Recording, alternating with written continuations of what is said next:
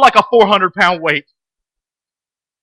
We'll want to take it away. We want it to be away from us. We'll want it to be gone. Listen, let's keep reading. Verse 8. Make me to hear joy and gladness, that the bones which thou hast broken may rejoice. Listen to that. Make me be, you know what I love to do? When I'm away sometimes, guys, at work or something, it can be the middle of the day. I love to either hear my wife or my kids call me. I love to hear what's going on. Now, you get early in the morning when they're on their way to school, you might not want to call. But in the afternoons, you're talking to him, and he's just like, there's a joy that comes over you. And David says, look, I'm not feeling it right now, God. I'm before you. And listen, listen to what he says. You've got to heal these bones that you've broken. What? God had broken David. God had broken David. Not only did he catch him in the act, but he said, hey, I'm going to break you now. And he broke him. Folks, I'm going to tell you something. Let me give you hope for those people out who are hoping that something good will happen from the tragedy you're in right now. Let me tell you this. If someone is in sin and someone walks away from the truth, God will break them if they're born again. If they're not truly His, if they're a corpse, then He may not. He may not discipline them. But if they're His, you can rest assured, just like David and just like it's happened in my own life and just happened in all these lives out there, He will come in and He'll grab you and He'll break you. That's what He'll do. And He's done this to David. And David says, please, I just want to laugh again. Folks, listen, I love to laugh, but I don't get up. Sometimes at home we'll be so busy, we'll be doing things and all. But Knox found this show, and I talked about it last week, maybe a couple of weeks ago or whatever. Knox found this show that just makes me just cry laughing, called Wipeout. I don't know what it is, but these jokers flipping and getting hit and all that. I'm just laughing.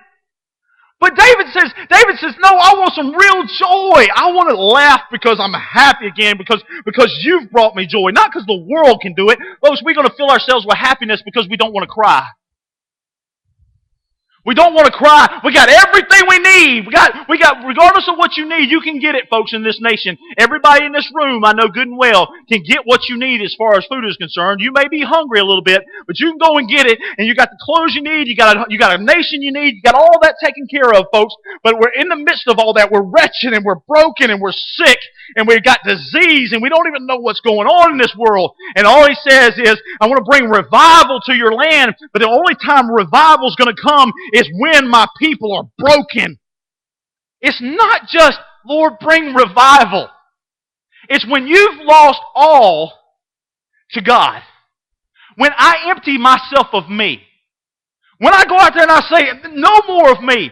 You know what we get caught up in? I'm getting ahead of myself, I know. We get caught in celebrity-itis sometimes. Celebrity-itis. See, here's the thing. Our pastor is one of the best communicators that I've ever seen.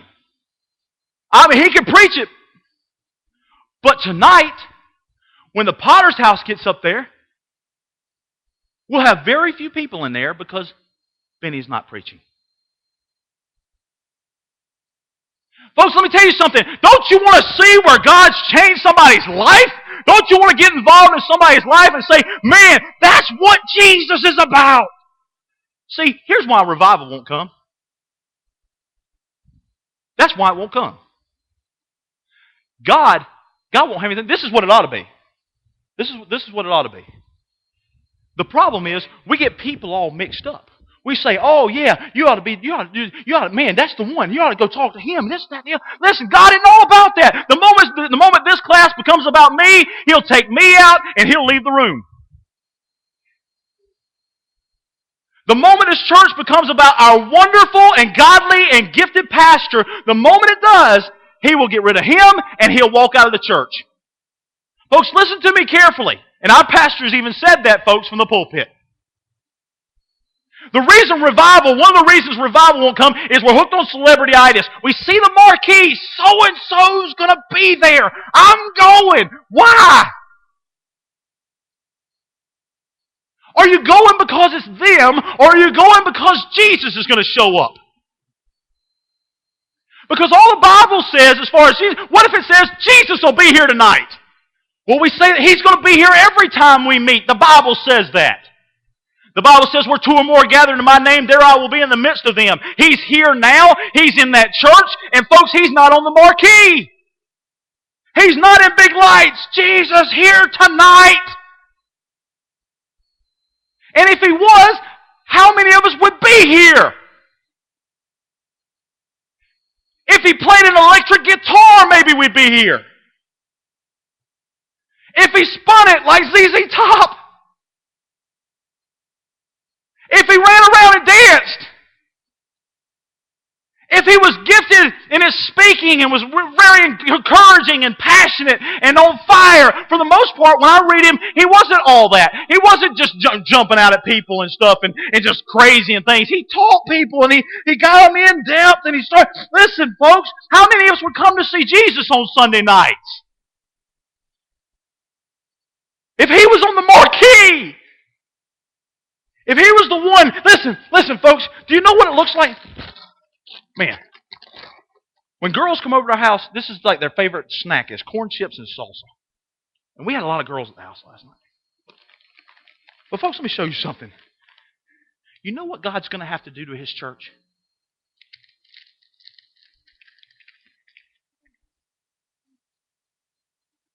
Folks, listen to me. You know why He has to do that? It's the same reason you break up irons and you break up steel and you break up stuff so that He can begin to mold it back into what He needs, the weapon He needs, the thing He needs, and the church He needs. Listen, folks, we're talking about revival. We're talking about when you leave a room that you know you've been in the presence of God and you don't even want to leave and you just, oh my gosh, I've been in the presence of God. I've been in the presence of God. What does it feel like once to be in the presence of God? What does it feel like when revival comes to America finally? And all the politicians are looking around going, why are people on their faces? What would politicians do, friends, if 100 or so thousand folks went to Washington and instead of doing this right here, which I've done my share of, we were all on our faces praying? Oh my goodness gracious, letting dirt get all over your face. Have you ever done that? Have you ever slid trying to catch a ball and all of a sudden all over the side of your face you got dirt and everything? Or maybe you just laid on the grass sometimes and you felt all that. What would it be like to be on your face before God crying out? Because you can't tell me that millions of people across this land on their face before God wouldn't change His heart about us. That it wouldn't change His heart about us. I'm an optimist. I don't think it's too late. I think it's close. I think it's close. And I think there's a time, folks, when we're going to have to come to a place where we're willing to be on our faces before God. And not just for ourselves. I understand we're going through troubles. I understand each person in here has one struggle or another. I see the hands, including my own, that go up in church. Including my own that go up in church. But what are we going to do when we need to be just praying about our nation and about saving it? What are we going to do when we need to be just say, listen, folks, I was on a job yesterday. Just yesterday. Just to let y'all know, I have 7 pages of notes. I never get through 3. Listen to me carefully. Listen to me carefully. I was on a job yesterday. I had to pump some concrete. You know what they told me? And listen, I understand some of you are probably very environmentally conscious, but let me tell you what they told me. There's a new concrete out. We're going to start pumping the sidewalks in some Section 8 housing. We're going to have to start pumping some sidewalks with white concrete. White concrete. It's almost $100 more a yard. Now, if you know what a yard is a cubic yard by yard by yard. It's almost $100 more per yard to pump the concrete, to put the concrete down. Now, what they're expecting is, I guess, is this concrete will stay pure white, that nobody's going to walk on it. But anyway, what they're saying is, there's going to be a guy out there, as you pour this expensive concrete, your tax money at work, they pour this expensive concrete, they're going to have a little reflectability test by some government official. He's going to be out there and he's going to have a reflectability test. I guess the sun's going to shine at a certain time in a certain way, and if it doesn't work, you're tearing it up. Your $200 a yard concrete, you're going to tear it up and redo it. Why? Because they don't want the concrete to heat up the earth. Now, what I asked him was, I said, well, what about this? If the heat doesn't go into the earth, the heat's got to go somewhere. That's just physics. That's just science. Heat's got to go somewhere. Where's it going to go? He said, into the air. I said, isn't that the problem with the ozone, that we're heating up the air? He said, right.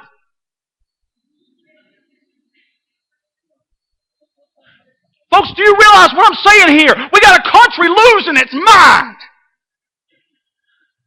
We got a country losing its mind, folks. We got a country losing its mind. We got a people losing their minds. We got a church that's lost its mind and its way. We've lost our way because we don't know. Listen, we got to be passionate. We got to be different. We got to be on fire. We got to go out there and fight these things, folks. We got to go out there and try to fight for Jesus. But most importantly, the first thing, do you know how revival can start, folks? There's that little board on the back of this sound thing over here is a chalkboard. Actually, the kids write on it sometimes. Best thing to do is, God, I want revival. Go get a piece of chalk, go in a room by yourself, draw a circle around yourself, make it big and deep, and say, Lord, I want you to bring revival, but start right here. Start right here. Because I desperately need revival in my life. And once I'm revived, once I'm on fire, then I can bring to the rest of the world. Go to verse 10. Create in me a clean heart, O God, and renew a right spirit within me. Revive me, God. That's what he's saying. Create in me a clean heart, O God. Renew a right spirit within me. Folks, evangelism is great. People say, well, revival is when tons of people are getting saved. Well, that may be part of revival, but that's not revival. That's part of revival. Revival, again, is when the church has finally got itself revived where it's enough and it's ready to go out and take on the world out there. And folks, it's not a matter of shaking your fist sometimes. It's a matter of, when is the church going to learn to pray again? When are we going to learn to pray again? Look, do you pray? Yeah, I pray. You know what somebody said? Ian Bound said, pray until you pray. Pray until you pray. Because you're not really praying when you start praying. That's more or less to get me through this prayer so I can go to sleep.